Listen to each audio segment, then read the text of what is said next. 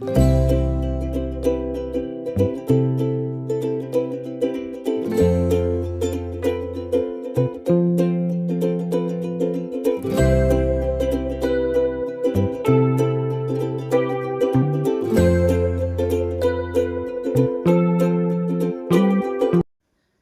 की भीड़ से दूर आज सुकून की एक नई जगह चलते हैं। तो आज सासाराम की कुछ ऐसी जगह को मैं दिखाऊंगी जो बहुत ही खूबसूरत है।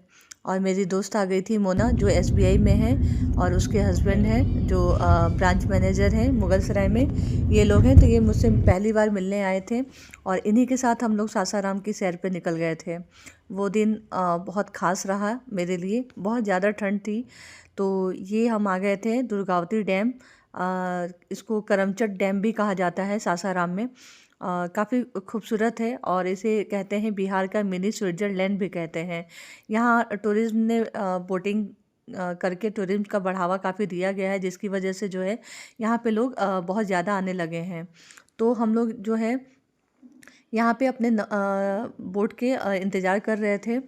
झील के किनारे बैठकर एहसास होता है कि खामोशी भी बहुत कुछ कह जाती है। कभी कभी झील किनारे ऐसे ही बैठे रहिए और आपको ऐसा लगेगा कि खामोशी जो है उसकी वो बहुत कुछ कह रही है आपसे। और हर लहर जैसे मन की थकान को अपने साथ बहा ले जा रही हो। कुछ दिनों से बहुत थकान हो रही थी, पढ़ाई को लेके स्ट्रेस चल रहा है।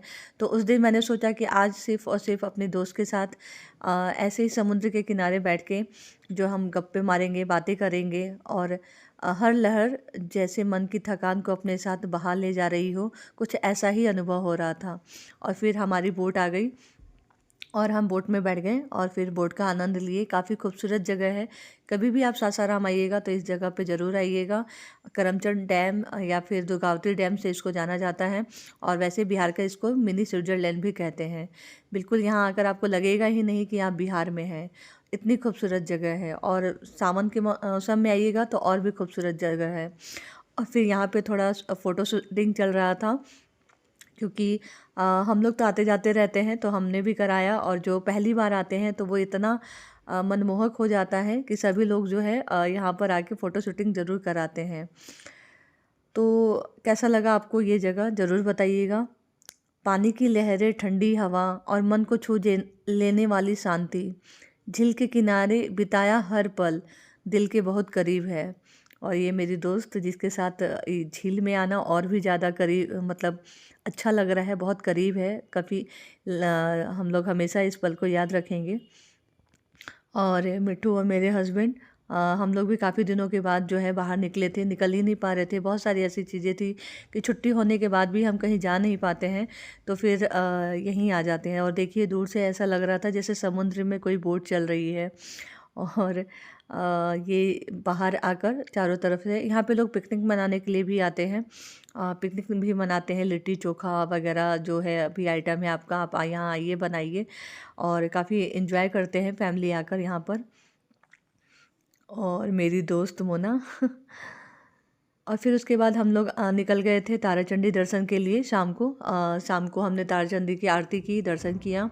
क्योंकि मेरी जो फ्रेंड आई थी उसका मन्नत था 10th क्लास से ही कि 10th के बोर्ड में अगर उसके अच्छे मार्क्स आएंगे तो ताराचंडी आएगी, और अभी उसकी जॉब भी हो गई है। और यहाँ पे जो चाय की जो दुकानें थी ना, बहुत अच्छी थी। यहाँ से हमने समोसे खाए, चाट खाए और चाय पिया, बहुत टेस्टी लगा। चाय इतनी बार हम लोगों ने 3 बार चाय पी, मतलब एक बार 2-2 बार ली। और फिर जब हम मंदिर से होकर आए तब फिर एक बार और चाय हमने पी, क्योंकि बहुत टेस्टी चाय थी। और ये मंदिर था यहाँ पर।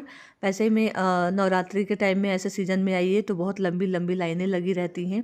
यहाँ पे लोग दूर दूर से भी आते हैं दर्शन करने के लिए, अपनी मन्नत को पूरी करने के लिए। और जैसे आज भी हम आए थे अपनी मन्नत को पूरी करने के लिए, अपनी मेरी दोस्त की जो मन्नत थी उसके लिए। और मैं यहाँ रहती हूँ तो अक्सर ही आना जाना होता रहता है इस मंदिर में। और यहाँ पे ये प्रसाद वगैरह का है, प्रसाद वगैरह यहाँ से लेते हैं। अभी तो क्योंकि हम लोग रात में आए थे तो बहुत सारे स्टॉल चले गए थे, एक दो ही थे। नहीं तो दिन में आइएगा तो पूरा का पूरा चारों तरफ से जो है भरा हुआ रहता है। इसका एक और है, दूसरी तरफ से आने का भी रास्ता है। और काफ़ी लग रहे थे हम लोग मंदिर में जाते हुए। मंदिर में जाकर ही ना एक अलग सा, मतलब एहसास होता है। ऐसा लगता है कि जो भी हमने पाया अभी तक, उसके लिए एक भगवान को धन्यवाद ज़रूर बोलना चाहिए।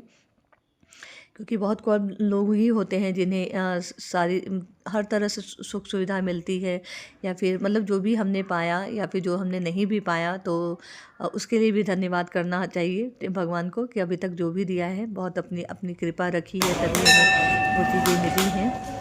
और यहाँ पे मंदिर में जो है तारा चंडी का मंदिर इसको कहते हैं, और देखिए काफ़ी सुंदर लग रहा था तारा चंडी का मंदिर ये।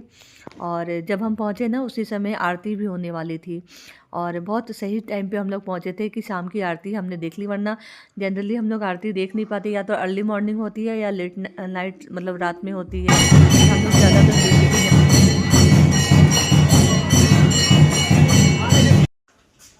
और मंदिर में जो है आरती की हमने। उसके बाद मैं अपनी छोटी बहन के यहाँ चली गई थी अपनी दोस्त को लेकर उसे मिलाने के लिए, लेकिन मैं वहाँ पर कुछ शूट नहीं कर पाई क्योंकि हम लोग बहुत थक गए थे। वहाँ हमने चाय वाय पी, बातें की, गप्पे मारे, और उसके बाद फिर हम लोग घर चले गए। फिर रात में जो है हमने खाना खाया, सोया, तो ये सारी चीज़ें मैं शूट नहीं कर पाई। अगले दिन मेरी फ्रेंड को कुछ शॉपिंग करनी थी, तो उसे सासाराम की गलियों में मैं लेके जा रही थी शॉपिंग करने के लिए। सिर्फ हम दोनों स्कूटी पे थे। और उसके बाद फिर हम लोग शेरशाह का रोज़ा आ गए थे। सासाराम में ही है, मेरे घर से सिर्फ 2 किलोमीटर का रास्ता है, यहाँ पर पैदल भी आ जाते हैं हम लोग। तो शेरशाह का रोज़ा आ गए थे, और बहुत खूबसूरत जगह है। आप लोग को शेरशाह के रोज़ा के बारे में हिस्ट्री में पता ही है, कभी आइएगा तो ज़रूर आइएगा, यहाँ पर काफ़ी अच्छी जगह लगती है ये। और कैसा लगा आप लोगों को शेरशाह का रोज़ा, और जो मिनी स्विट्ज़रलैंड है वो कैसा लगा। और ये मेरी दोस्त, और अभी ये थोड़ी देर में निकल जाएगी अपने वापस घर की तरफ, और कैसे पल बीत गया पता ही नहीं चला। और फिर मिलेंगे हम लोग बहुत जल्द। और तब तक जो है ये ब्लॉग कैसा लगा आप लोगों को प्लीज़ कमेंट करके ज़रूर बताइएगा। और कुछ रील हमने शूट किया था साथ में, तो वो मैं आप लोग के साथ शेयर कर रही हूँ।